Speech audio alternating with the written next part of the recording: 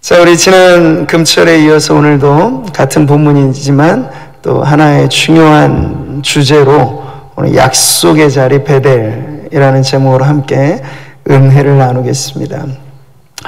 아주 생소한 단어이긴 한데요, 이 장소에 대한 아주 특별한 애정을 표현하는 말, 이게 토포필리아라고 하는 합성어입니다. 장소, 사랑, 이게 같이 합성된 말인데, 뭐 단어는 어렵지만 우리 모두가 다 알고 있는 거예요.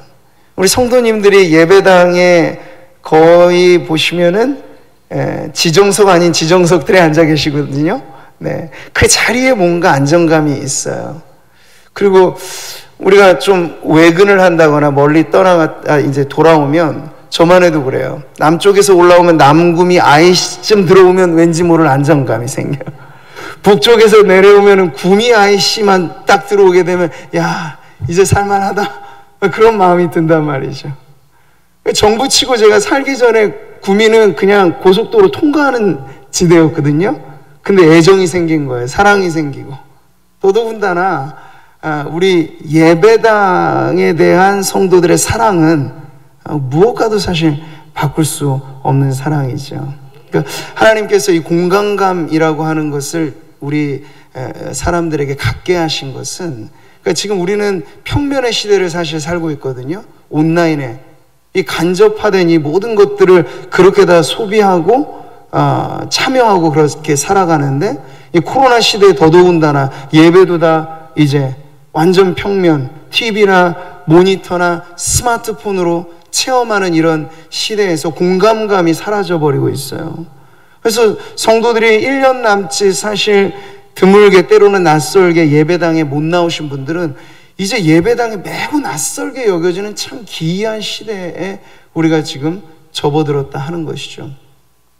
저희가 그런 생각을 했을 때는 한꺼번에 뭐 코로나가 완전히 일소되는 그런 은혜도 있겠지만, 위드 코로나라고 해서 이제 공존하면서 서서히 우리가 독감에 걸리거나 예방하고 또 치료하고 하듯이 그렇게 사라지게 될 수도 있는 하나의 가능성이 있는데, 그럴 때 코로나 시기에 멀리 이 예배당을 잃어버린 성도들이 다시 되찾게 되는데, 하루아침에 그게 왕창 다 열리기보다 좀 이제 예행 연습 차원에서 성도님들이 붐비지 않는 그런 예배 시간에 좀 맞춰서 한두 번씩 이렇게 오시는 그런 어떤 절차들이 오히려 필요하지 않을까 하는 생각이 듭니다. 예전에 한창 힘들 때는 예배당에 못 들어오고 했던 그 얼마간의 시간이 있었잖아요. 근데 그 공감감을 잃어버리지 않기 위해서 마당에라도 와서 차를 대고라도 그 시간 예배당에 못 들어와도 차를 주차장에 대고 예배드렸던 성도들도 있었어요. 근데 그마저도 이제 시간이 지나다 보니까 익숙해지죠. 그러니까 우리 안에 하나님께서 다시 한번 성도들, 우리 교회만의 문제가 아니고 전 교회적인 문제거든요. 이 공간을 잃어버린 성도들, 예배당의 애착과 애정이 점점 사라져버리는 성도들에게 다시 한번 우리가 자리하며 눈물 뿌리면서 은혜 받았던 그 자리에 대한 향수, 자리에 대한 그리움, 자리에 대한 사랑을 하나님께서 되찾게 해주셔서 집 떠났던 자식들 돌아오듯 그렇게 코로나 시기에 멀어졌던 성도들이 각 교회들마다 다시 다 돌아오는 그런 회복의 역사가 일어나게 되기를 소망합니다. 자, 우리는 특별히 이런 저마다의 어떤 사건과 만남이 더 강인하게 기억되어지는 장소들, 우리가 지난 시간 보았던 야곱에게 있어서는 베델이 바로 그러한 장소였다고 함께 보았죠. 무엇으로서 기억되는 자리입니까? 하나님과의 첫 만남의 자리로 기억되는 곳이 야곱의 베델입니다. 그래서 그가 이제 자기 브엘세바 거처를 떠나서 서울과 부산을 왕복할 만한 먼 거리에 있는 하란 외삼촌 집으로 향하는 여정에 그 초입에서 하나님을 만나는 그 사건으로 인해서 그 이어지는 길이 바뀌어진 건 아니에요. 고난도 있고 역경도 있습니다. 근데 의미가 완전히 바뀌어졌죠. 처량한 도망자의 길이었던 것이 이제 베델의 체험을 통해서 야곱은 천국 나그네 길을 걷게 되는 그러한 획기적인 전환점이 바로 하나님과의 만남의 자리 베델에서 이루어지게 된 겁니다. 그래서 야곱이 그 지명을 바꿔 놓았잖아요. 구수라고 하는 익숙한 지명을 베델, 하나님의 집, 하늘의 문, 이렇게 자신의 신앙 체험을 담아서 베델이라고 하는 지명으로 바뀌게 된 것을 우리가 보았습니다. 자, 오늘은요, 그 만남의 자리에서 있었던 하나님과 야곱 사이에 아주 비밀한 것, 바로 그 약속의 자리로서 베델이 가지고 있는 의미를 우리 같이 한번 살펴보도록 하겠습니다. 자, 야곱이 꿈을 꿨죠. 그런데 그 꿈은 오후에 나른한 그러한 꿈과는 전혀 종류가 다른 꿈이었어요. 자다가 벌떡 깰 만한 그런 놀라운 꿈이었죠. 16, 17절을 다시 보겠습니다. 크게 읽어보죠. 야곱이 잠이 깨어 이르되 여호와께서 과연 여기 계시거늘 내가 알지 못하였도다. 이에 두려워하여 이르되 두렵도다 이곳이여. 이것은 다름 아닌 하나님의 집이요 이는 하늘의 문이로다. 어찌나 놀랐던지 일어나서 아마 이게 꿈이야 생시하면 꼬집어보지 않았을까 싶을 정도로 놀라워해요. 그리고 그 꿈의 잔상이 남아서 두려워하기까지도 해요. 그 꿈 깨어 두려워 벌벌 떠는 야곱을 여러분 떠올려 보세요. 그러면서 그는 너무나도 생시처럼 생생한 하나님의 말씀이 자신의 인생에 이제 새로운 이정표가 되는 체험을, 약속을 받는 체험을 하게 된 것이죠. 우리가 예찬송에도 이런 노래가 있잖아요. 나의 놀라운 꿈, 정녕 나 믿기는, 정녕 나 믿기는 장차 큰 은혜 받을 편이. 야곱에게 있어서 바로 그 체험이 이 찬송에 담겨지지 않을까 싶어요. 보통은요, 꿈은 깨면 끝나거든요. 그래서 좋은 꿈 꾸면 다시 그 꿈을 기억하려고 또 잠들고 싶은 게 꿈의 특징인데, 야곱의 꿈은 달랐던 거죠. 깰 때부터가 진짜였어요. 깨고 나서부터가 이제 그 꿈의 실현으로 이루어지는 삶의 역전이 있게 된 것이죠. 여기서 우리는 무엇을 알게 됩니까? 야곱에게만이 아니라 하나님께서 사랑하시는 성도들에게 꿈꾸게 하실 때, 꿈의 비전을 심어주실 때, 여러분 그것은 현실 도피성 꿈은 절대로 아니란 말이에요. 현실에 막막하고 힘든 걸 잠시 잊게 하는 그러한 일순간의 달콤함이 아니고, 오히려 현실의 그 고난을 그것마저도 극복하게 만드는 엄청난 바로 힘이, 능력이 하나님 우리에게 주시는 꿈과 비전인 줄 믿습니다. 미국 흑인 인권 운동사의 획을 그었던 마틴 루터 킹 목사의 유명한 연설이 I have a dream이에요. 나에겐 꿈이 있습니다. 이 유명한 연설은 단지 그저 멋들어진 연설만이 아니었고, 그 한 인생의 진정 남이끼는 장차 큰 은혜 받을 표라고 말할 만한 꿈이었어요. 그래서 한 사람에게 주셨던 꿈이 그 흑인들의 노예살이, 그리고 차별당하는 그 어려웠던 세월의 역사를 뒤바꿔 놓을 만한 그런 하나님의 일하심의 표징이 되었다 하는 걸 보면, 아, 하나님 내게 주시는 꿈은 내 인생 비전의 아주 선명한 선언과도 같다 하는 걸 우리가 알게 되는 것이죠. 사랑하는 성도 여러분, 현실을 도피하는 꿈을 꾸려 하지 마세요. 그건 꿈 깨면 끝입니다. 근데 오히려 하나님이 주시는 꿈을 기대하세요. 그것은 현실을 새롭게 보는 힘이에요. 꿈을 깨도 사라지지 않는 것이에요. 걱정하지 않으셔도 된다는 얘기죠. 미래에 그저 힘이 흐릿한 희망 정도가 아니고, 하나님 내게 주시는 비전은요, 정말 오늘을 힘있게 살게 하는 열정의 불이라 하는 것을 여러분 기억하시고, 기도의 자리마다, 예배의 자리마다, 은혜 받는 자리마다 하나님 나에게도 이런 꿈을 주세요. 꿈이 있는 인생이 되게 해주세요. 네. 메가더 장군의 유명한 말, 노병은 죽지 않는다, 다만 사라질 뿐이다. 연로하신 우리 성도님들에게도 이런 의미에서 꿈이 있으시기를 축복합니다. 살아야 할 이유는 언제나 생명의 그 생물학적인 호흡이 아니고, 내가 이 땅에 발을 붙이고 있어야 할 그것, 그게 꿈이고 사명이고 소명인데, 연세가 어떠하시든지 정말 하나님 내게 주신 꿈이 있어. 나 이 꿈 때문에 하나님 지금도 삽니다 라는 고백이 우리 어르신들에게도 가득하시기를 축복합니다. 자, 하나님 만나기 전까지 도망자로 루스까지 이르렀던 야곱, 그에겐 그러나 아무것도 없어요. 장자의 권한, 장자의 축복 다 속여서 받았잖아요. 근데 지금은요, 그냥 빈털터리 깡통이에요. 깡통이 아무것도 없어요. 근데 하나님께서 꿈에서 그에게 찾아와 하신 말씀은 몽땅 선물과도 같은 약속인데, 그렇다고 당장 하늘에서 돈벼락이 떨어지는 그런 것하고는 좀 다른, 하나님 자신의 임재가 가장 큰 축복이었고, 그리고 하나님의 약속은 이제 지금 당장 면피하듯 주는 그러한 것과는 차원이 다른 그의 인생 자체를 역전시키는 그러한 약속의 말씀을 주신 거죠. 여러분, 여기서 우리는 하나님의 너무나 성경이 가르치는 중요한 특징을 배우는데요. 따라해 보겠습니다. 하나님은 언약의 하나님이시다. 네, 우리가 하나님을 제대로 알아야 하나님 앞에 기도할 수 있어요. 근데 하나님은 언약의 하나님이시다. 이 말은 하나님은 약속하시고 약속하신 말씀대로 이루시는 분이다 하는 사실이에요. 그러니까 하나님 감정대로 뭐 좋을 땐 좋고 싫으면 언제 그랬냐, 그런 인간과는 달라요. 하나님의 약속하시고 약속대로 이루시는 분, 이게 바로 언약의 하나님이라는 특징입니다. 성경은 이렇게 하나님을 가르쳐 주시죠. 같이 읽습니다. 그런즉 너는 알라, 오직 내 하나님 여호와는 하나님이시오 신실하신 하나님이시라.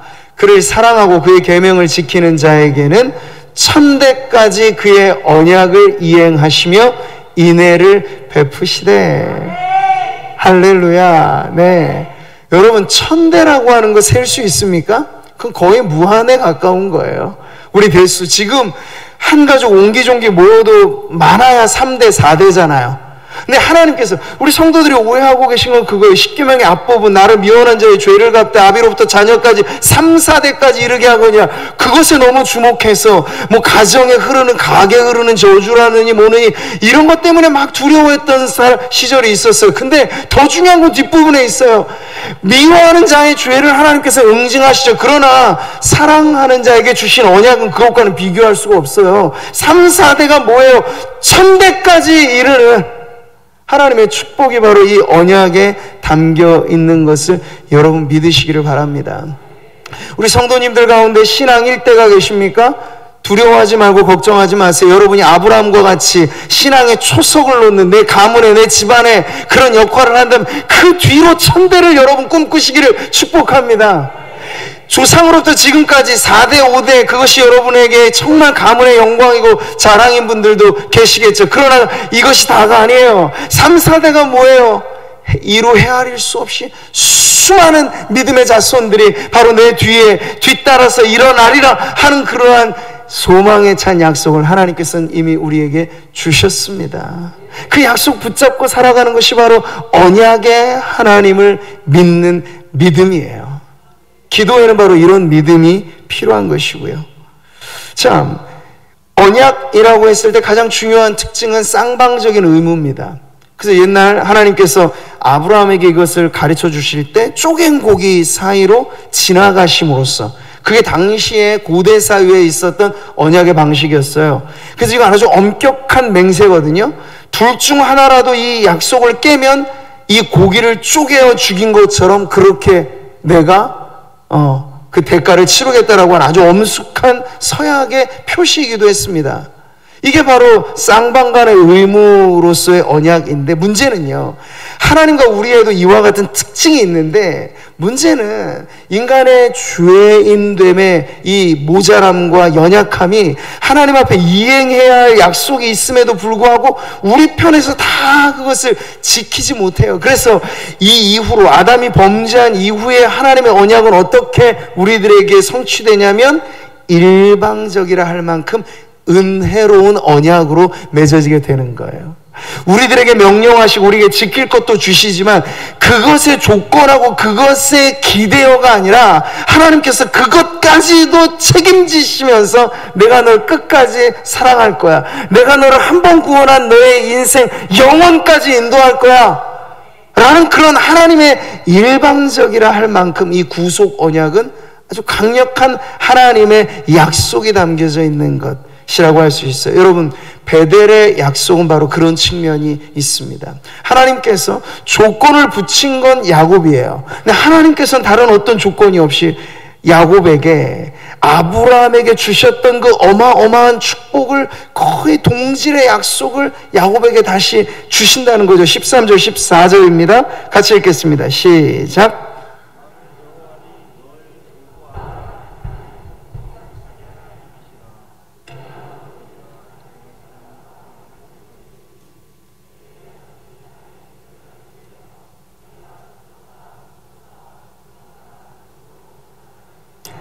땅의 모든 족속이 너와 내 자손으로 말미암아 복을 받으리라. 아멘.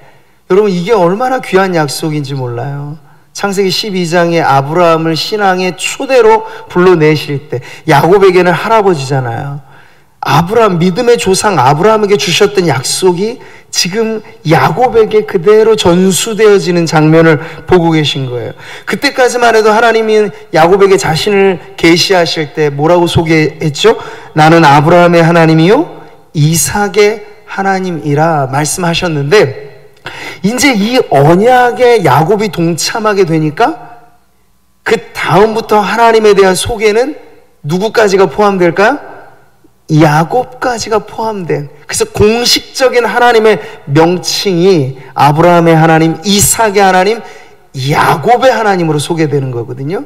여러분, 출애굽의 새로운 역사가 시작될 때 모세에게, 그리고 이스라엘 백성에게 내가 어떤 존재다라고 말씀하셨을 때 바로 여기에 그 내용이 나오죠. 같이 읽습니다. 하나님이 그들의 고통 소리를 들으시고 하나님이 아브라함과 이삭과 야곱에게 세운 그의 언약을 기억하사. 바로 언약의 하나님이 이러한 분이시다. 수백 년이 지나고 우리는 지금 1년도 괴롭고 10년도 어려워하잖아요. 근데 성경의 역사는요, 좀 역사의 스케일이 달라요. 이스라엘 민족 400년이 넘는 세월 노예살이하고 그러면 거의 절망이에요. 이제 희망은 없습니다. 우리 일제치하 말해도 몇십 년이잖아요. 동족 상잔의 이러한 분단도 말하자면 70년의 세월이에요. 그런데 이스라엘 민족으로 말하면 이제 씨가 말릴 만큼의 400년의 세월이 지났는데 다시 새로운 역사가 시작될 때 하나님은 기가 막히게도 아브라함에게 하셨던 약속, 이삭에게 하셨던 약속, 야곱에게 하셨던 약속을 기억하사. 그 민족은 다 잃어버리고 잊어버렸을지 모르지만 하나님은 잊지 않고 그 민족을 다시 일으켜 세우시는데 바로 하나님의 언약이 빛을 발했다 하는 걸 보여주는 것인데요. 그러므로 우리가 내 인생의 절망의 역사의 종지부를 찍는 방법은 여러분의 안간 힘이 아닙니다. 내가 안간힘을 내서 벗어날 수렁이었으면 힘들지도 않은 문제죠. 제가 지난 주일에 근심의 여러 가지 많은 문제들 말했잖아요. 우리가 어지간해서 노력해서 없어질 것들이면 가볍게 취급할 수 있어요. 근데 아무리 발버둥 쳐도 헤어나오지 못할 그런 문제들이 우리에게 산적해 있어서 괴로울 때 여러분의 능력을 의지하면 힘이 안 돼요. 그럼 옆에 도와달라고 사람을 의지해 볼까? 도울 힘 없는 인생이라고 성경은 말씀하세요. 그럼 누구를 의지해야 된단 말이에요? 수백 년이 지나고, 아니 수천 년이 지나도 말씀하신 그대로 역사하시는 언약의 하나님을 붙드시기를 바랍니다. 약속의 말씀을 붙잡고 나오시면 여러분의 인생이 10년, 20년, 아니 평생 어렵고 힘들었다 말할 수 있을지는 몰라도 그 말씀이 여러분의 인생을 비추는 빛으로 임하시면요, 여러분의 인생이 바로 지금 이 순간도 얼마든지 역전의 인생이 될 줄 믿으시기 바랍니다. 자, 하나님의 언약이 빛나는 약속의 자리 베델에서 하나님 연이어서 또 하나의 축복을 말씀하시죠. 이것은 이제 아브라함과 이삭과는 다른 조금 더 추가되어진 하나님의 약속이에요. 15절이죠. 내가 너와 함께 있어 내가 어디로 가든지 너를 지키며 너를 이끌어 이 땅으로 돌아오게 할지라. 내가 내게 허락한 것을 다 이루기까지 너를 떠나지 아니하리라 하신지라. 아멘. 야곱의 인생은 좀 달랐잖아요. 아브라함은 고향 땅을 떠나 새로운 땅으로 가는 부르심이었어요. 근데 지금 야곱은 고향 땅을 떠나서 이 약속의 땅을 잠시 떠나서 때가 되면 다시 돌아와야 할 여정이었어요. 근데 하나님께서 그 모든 길을 지켜주시겠다. 그러니 걱정하지 말아라. 이 약속까지를 주신 거예요. 임마누엘의 약속을 주신 거죠. 내가 너와 함께 하리라. 그래서 그 다음부터 야곱의 인생이 여러분 그냥 철양 맞은 도망자 인생이 아니라 천성을 향하여 나아가는 천국 나그네 길로 바뀌어졌다는 건 바로 이러한 약속이 있기 때문입니다. 그래서 실패한 듯 보여도 실패가 아니고 외로워 보여도 외롭지 않은 인생이에요. 야곱이 혼자 있어도 더 이상 혼자가 아니죠. 왜요? 하나님이 그와 함께 하시기 때문에. 사랑하는 성도 여러분, 우리가 믿어야 할 것은 바로 이것입니다. 하나님은 약속에 신실하신 분이시다. 하나님은 전능하신 분이라 하잖아요. 근데 하나님 못하시는 게 하나 있다고 하잖아요. 이런 표현 자체가 조금 그렇긴 합니다. 못하시는 게 하나 있다고요. 하나님은 자신의 약속을 부정하시지 못하세요. 말씀하시면 그대로 이루시는 이가 하나님이시기 때문에 그렇죠. 자, 여러분, 야곱의 한평생 지탱했던 게 뭐라고 보십니까? 바로 이 베델의 약속이에요. 한 번 들었을 뿐인데, 그래서 꿈에서 들었을 뿐인데, 이후에 야곱은 힘들고 어려울 때마다 여러분 무엇을 다시 기억해냈을까요? 내가 기억해야 하는 말, 그게 뭐였을 것 같습니까? 하나님의 이 약속의 말씀이었겠죠. 단 한 번의 약속의 말씀도 한 평생을 지탱해 준다면, 여러분, 오늘 저와 여러분은 어떤 시대를 살고 있습니까? 말씀으로 하자면 이제 성경 66권이 빼곡히 기록된 약속의 말씀으로 몽땅 나에게 주신 그런 은혜와 축복의 시대를 살고 있어요. 날 사랑하신다는 게 그냥 하늘에 쓴 게 아니고 성경에 쓰신 그러한 언약의 말씀으로 우리가 지금 붙들고 살아가고 있단 말이죠. 매일 매 순간 여러분이 보고자만 하면 하나님의 약속이 생생하게 기록되어 있는 이 언약의 하나님을 붙잡고 우리가 살아간다면, 야곱은 그 한 번의 말씀으로 평생을 지탱해 갔다면, 우리는 수없이도 많은 이 약속의 말씀을 의지하며 살아갈 때 오늘을 사랑하는 성도들이 얼마나 든든하고 얼마나 안전하고 얼마나 복스러운 그러한 인생인가, 여러분 그 사실에 감사하시기를 바랍니다. 예.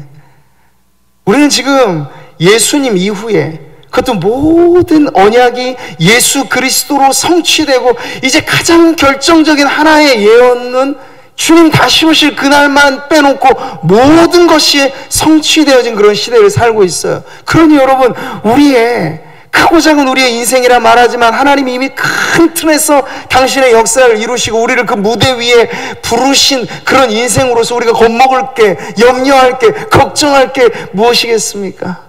하나님의 언약의 신실함을 여러분 믿고 살아갈 때 우리가 순간순간 어려움이 와도 그 약속의 말씀으로 여러분 굳건하게 일어서는 정말 말씀의 사람들, 언약의 백성들 되시기를 축복합니다.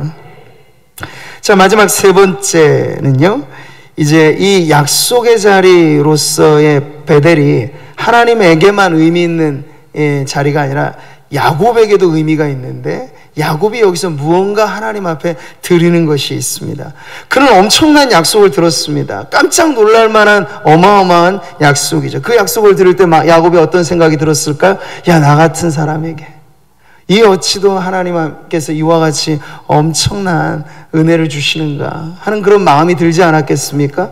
근데 그런 은혜에 비친 마음이 들면 야곱도 무언가 하나님 앞에 끄집어내서 드리고픈 이 고마움과 감사함을 표현하고 싶은 마음이 왜 없었겠어요? 근데 안타깝게도 마음은 굴뚝 같은데 꺼내어 드릴 게 없는 거예요. 드릴 게 없는 거예요. 그래서 우리가 알듯 야곱이 했던 단 하나의 그 베델에서의 헌신은 자기가 밤새 베고 누워 잤던 그 돌베개를 세워 기둥으로 세워 거기에 가지고 있는 건 기름밖에 없어. 기름을 부어 하나님 앞에 이 돌단을 쌓아드린 것, 이게 야곱의 헌신인데요, 이것만이 아니었고 야곱은 그 돌단을 쌓으면서 자신의 약속을 하나님 앞에 바치게 됩니다. 당시로서는 형편없는, 사실 아브라함도 하나님께서 처음 부르실 때 제단을 쌓아 하나님 앞에 제사를 드렸단 말이에요. 근데 야곱은 그것마저도 드릴 게 없어요. 새끼양 하나, 비둘기 하나 바칠 게 없어요. 그래서 아무런 드릴 것 없어. 그저 돌단을 쌓아 거기에 기름을 붓고, 대신에 하나님, 나도 하나님 앞에 이러한 약속을 드립니다 라고 야곱이 서원을 하는 장면이 이제 이어지게 되는 거죠. 주를 처음 만난 기쁨 속에 하나님 앞에 자신의 전부, 가지고 있었던 당시로서는 전부를 드렸던 야곱. 여러분, 하나님께서 이 야곱의 서원을 어떻게 받으셨을까요? 어떻게 받으셨을까요? 사실 하나님께서 현물로 받은 건 아무것도 없어요. 돌단 하나 세워진 것밖에 없는데, 여러분, 그 자리에서 하나님은 이 야곱에게 있어 베델을 어떻게 하나님께서 여기셨을까요?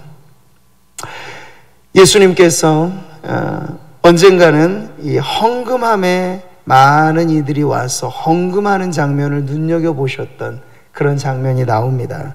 마가복음 15장에 보면 우리가 잘 아는 이 과부의 두 렙돈 이야기가 나오죠. 동전 두 닙이에요. 최소 단위에 딸랑 떨어지는 동전 두 닙을 그저 바쳤을 뿐이에요. 근데 여러분, 이걸 보시고 예수님의 평가는 이러했습니다. 내가 진실로 너희에게 이르노니 이 가난한 과부는 헌금함에 넣는 모든 사람보다 많이 넣었도다. 할렐루야. 두 렙돈이에요. 동전 두 닙. 많다고 할 수 없어요. 너무 때로는 형편없어 보여 부끄러울 지경인 거예요. 그런데 예수님의 관점은 전혀 달랐던 거죠. 주님은 헌금의 액수 그 자체보다도 거기에 담긴 헌신의 깊이를 보신 건데, 주님이 눈여겨보신 건 바로 이런 부분이에요. 그들은 다 풍족한 중에서 넣었거니와 그 과부는 그 가난한 중에서 자신의 모든 소유 곧 생활비 전부를 넣었느니라. 기막힌 주님의 관찰은 그 과부의 형편을 다 아셨어요. 이것밖에 못 드릴 때 그것마저도 그게 전부라고 하는 그 궁핍하고 어려운 과부의 형편을 다 아셨어요. 근데 그것을 드렸을 때 이것은 동전 두 닙이 아니고 그게 목숨줄과 같은 거예요. 그게 전부를 하나님 앞에 드린 것으로 예수님께서는 받으신 거죠. 그래서 다른 어떤 사람들의 헌금보다도 더 위대한, 더 가치 있는, 더 보배로운 헌신으로 말씀을 하신 건데, 여러분, 베델의 현장에서 야곱의 서원이 하나님 앞에 이와 같이 받아들여지게 된 것이죠. 드릴 것 하나, 돌 하나밖에 없어. 그걸 세워 약속으로 립 서비스일 수 있어요. 어떤 의미에서 말씀하신 하나님 앞에서 그가 약속의 말을 되받아 했을 뿐인데, 여러분, 야곱의 서원은 이렇게 드려지죠. 같이 읽겠습니다. 야곱이 서원하여 이르되 하나님이 나와 함께 계셔서 내가 가는 이 길에서 나를 지키시고 먹을 떡과 입을 옷을 주시어 내가 평안히 아버지 집으로 돌아가게 하시오면 여호와께서 나의 하나님이 되실 것이요 내가 기둥으로 세운 이 돌이 하나님의 집이 될 것이요 하나님께서 내게 주신 모든 것에서 10분의 1을 내가 반드시 하나님께 드리겠나이다. 아멘. 구약 성경의 유명한 서원이라고 했을 때 바로 야곱의 서원이 이 장면에 딱 나오죠. 서원, 언약, 약간 비슷한 느낌이 있어요. 이것도 인간 편에서 무언가 소원을 이루기 위해 하나님 앞에 약속하고 그것을 조금 더 엄격하게 맹세하는 행위가 바로 서원이라고 하는 것입니다. 야곱은 하나님께서 자신을 말씀하신 그대로 지켜주시면 이제 이러한 세 가지 약속을 합니다. 하나님을 나의 하나님으로 진정 모시고, 여기 지금 초라한 돌단이지만 여기에 정식으로 내가 제단을 쌓을 것이고, 그리고 하나님께서 나를 먹여주시고 입혀주시고 살게 하시면 소득의 10의 1을 하나님 앞에 바치겠나이다 하는 그러한 맹세를 하나님 앞에 서원하지요. 네, 여러분, 우리가 뒤이어서 야곱의 전생애를 살펴보면 나오겠습니다만, 액면 그대로 이 야곱이 자신의 서원을 시행하느냐 했을 때는 미흡한 부분이 있다는 것을 우리 나중에도 알게 됩니다. 근데 제가 강조하고 우리가 함께 살펴볼 대목은 그게 아니에요.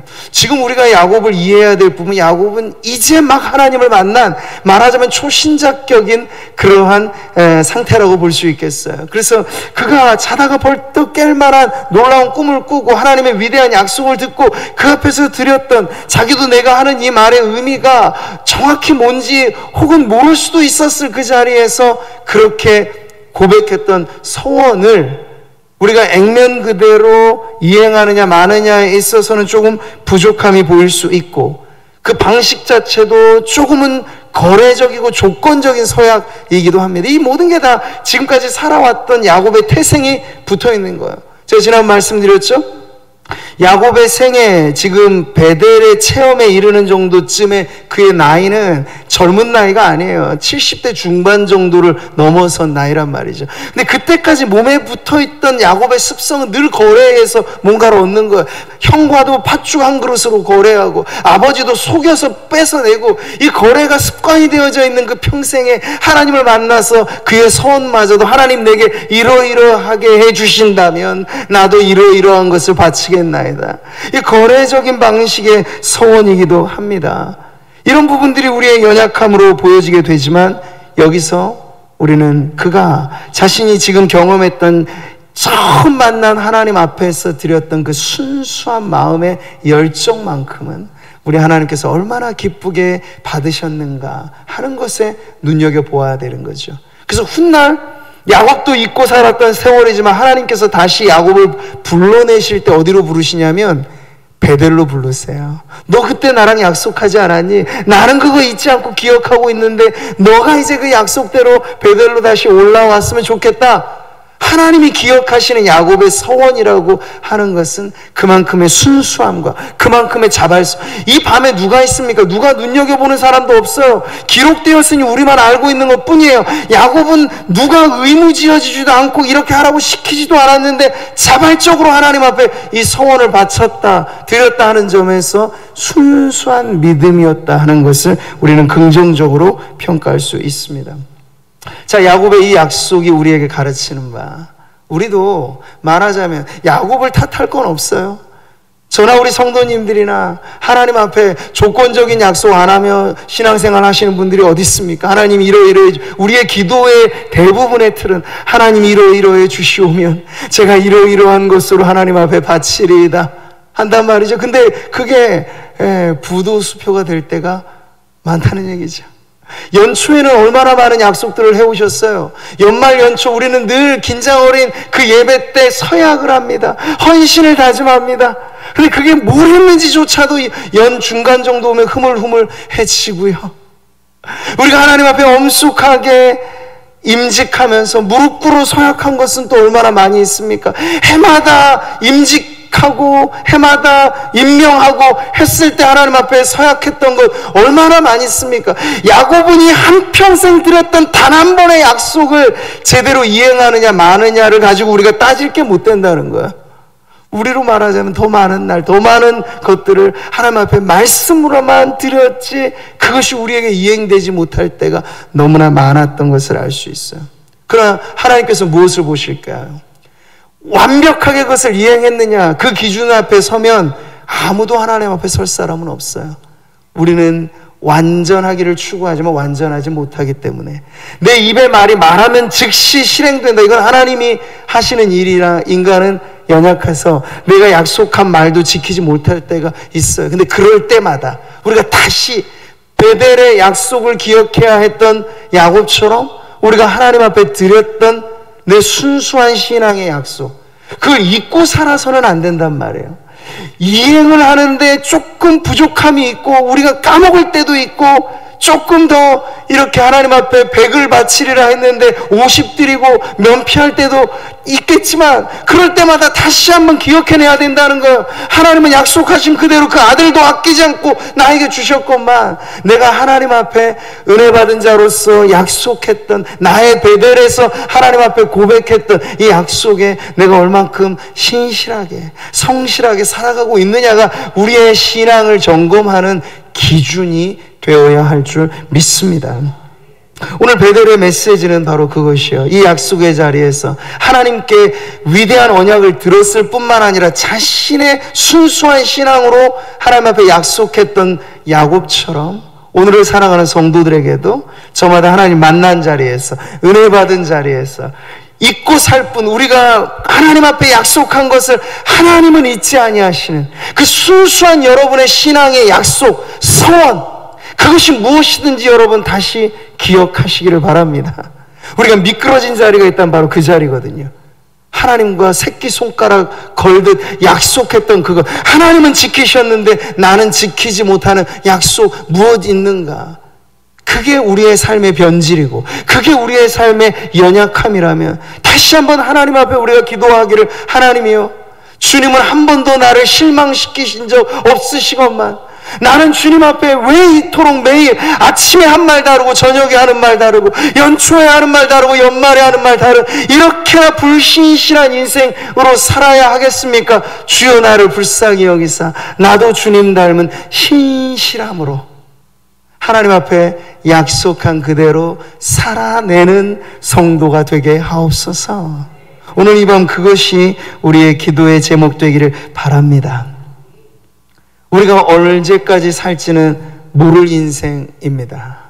끝은 하나님만 아십니다. 그러나 우리가 하나 확실히 아셔야 될 건 있어요. 여러분의 인생이 100세를 120세를 아닌 그 이상을 사느냐, 인생의 연한을 가지고 우리의 인생이 평가되지 않습니다. 중요한 건 하나님 내게 주신 사명이 있어서 그 사명을 따라 내 인생 살아간다 하는 것인데, 그 사명이 뭐냐고요? 하나님 내게 주신 약속이고 내가 주님과 맺은 약속이 곧 사명인 줄 믿습니다. 여러분, 바울이 그의 삶을 다 담아 고백한 말, 우리 마지막으로 같이 한번 이 구절을 읽죠. 내가 달려갈 길과 주 예수께 받은 사명 곧 하나님의 은혜의 복음을 증언하는 일을 마치려 하면은 나의 생명조차 조금도 귀한 것으로 여기지 아니하노라. 아멘. 예수 믿고 은혜 받아 구원받은 한평생 살아간다면 우리가 좀 약해서 문제일 뿐이지, 하나님 은혜 주시면 우리도 바울처럼 한번 살아보겠다고 여러분 결단하시기를 축복합니다.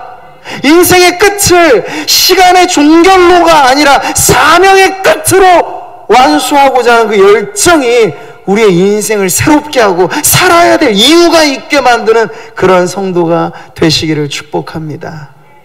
바로 하나님과 여러분이 가장 순수했을 때 맺은 약속, 헌신의 약속, 하나님 앞에 맺었던 그 모든 약속들이 우리로 하여금 내 삶을 의미 있게 다시 한번 살아갈 이유 있게 만들어주는 것을 기억하시고, 오늘 우리의 베델, 나의 베델, 하나님을 만났던 첫 만남, 은혜 받은 그 자리에 했던 약속대로 다시 베델로 돌아오는 저와 여러분, 우리 모든 성도들 되시기를 주님의 이름으로 축복합니다.